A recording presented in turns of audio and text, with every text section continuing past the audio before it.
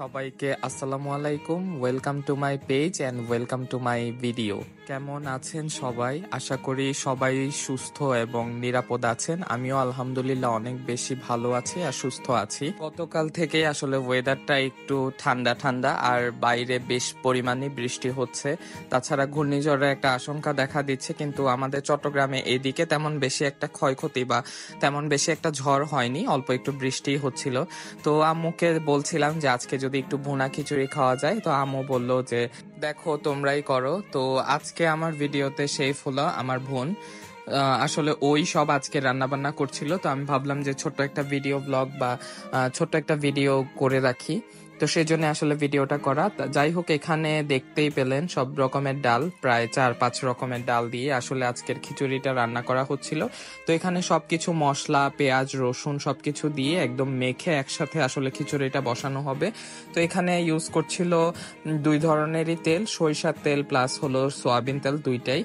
আমার মনে হয় যে খিচুড়িতে সরিষার তেলটা একটু ইউজ করলে খিচুড়ির টেস্টটা অন্যরকম একটা মজা হয়।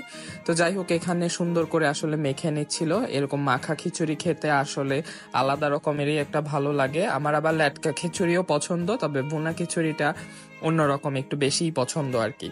তো এই তো মাখা শেষ, এখন একটু জাস্ট মশলাটা ধুয়ে এখন এটাকে কিছুক্ষণ কষতে দিতে হবে। তারপরে এখানে পাশে বানানো হচ্ছিল বেগুন ভাজা। বেগুন ভাজার জন্য এখানে বিভিন্ন মশলা অ্যাড করে এটাকে সুন্দর করে আসলে মেখে নেওয়া হবে।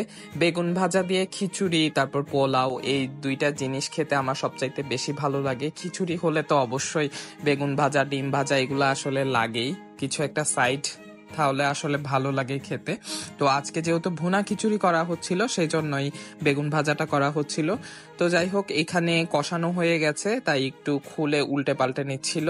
তারপরে এখানে অ্যাড করা হলো পানি। পরিমাপগুলো আমি বলছি না, এটা আপনারা দেখে নিতে পারবেন। এখানে যতটুকু আসলে কতটুকু কি ইউজ করা হয়েছে আমার আসলে জানা নাই, আমি শুধু রেসিপিটা ভিডিওই করেছি। তো যাই হোক, এখানে অ্যাড করে দিচ্ছে পোলাও পাতা, এটা হলো আমাদের গাছের পোলাও পাতা। তারপরে এখানে অ্যাড করে দিল কাঁচামরিচ। কাঁচামরিচটা অ্যাড করলে আলাদা একটা টেস্ট হয়, একটু একটু ঝাল ঝালও হয়। তো যাই হোক, এটাকে আরেকটা চুলাতে ট্রান্সফার করে এটাতে ভাজা হচ্ছিল হলো বেগুন ভাজি। বেগুন ভাজিগুলো সুন্দর করে ছোট করেই আসলে কাটা হয়েছে, যাতে একটু তাড়াতাড়ি করেই ভাজা হয়ে যায়। তো এই তো বেগুন ভাজিটা হয়ে গেছিল প্রায়, এখন একটু উল্টে পাল্টে দিচ্ছিল।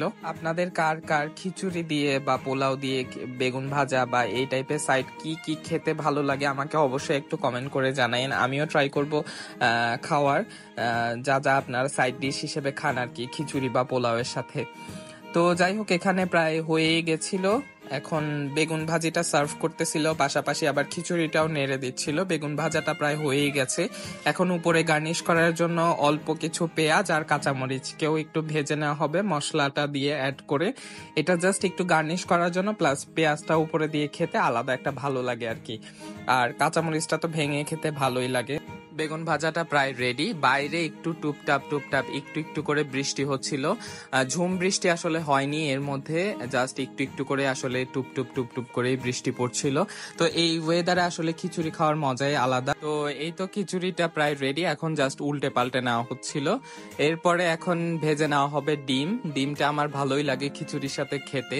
তো ডিম ভাজার জন্য এখানে ডিমের মধ্যে জাস্ট পেঁয়াজ আর কাঁচামরিচ আর একটু লবণই অ্যাড করা হয়েছে, আর বেশি কোনো কিছুই না।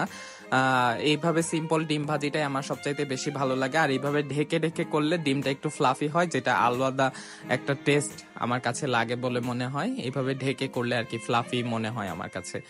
তো এটা এখন সার্ভ করার পালা। সার্ভ করে দিচ্ছিল আমার বোন একটা ছোট বাটিতে নিয়ে, এটাকে সার্ভ করা হচ্ছিল সুন্দরভাবে আসলে প্রেজেন্টেশন করার জন্যই আমি এখানে মাটির থালাতে নিলাম।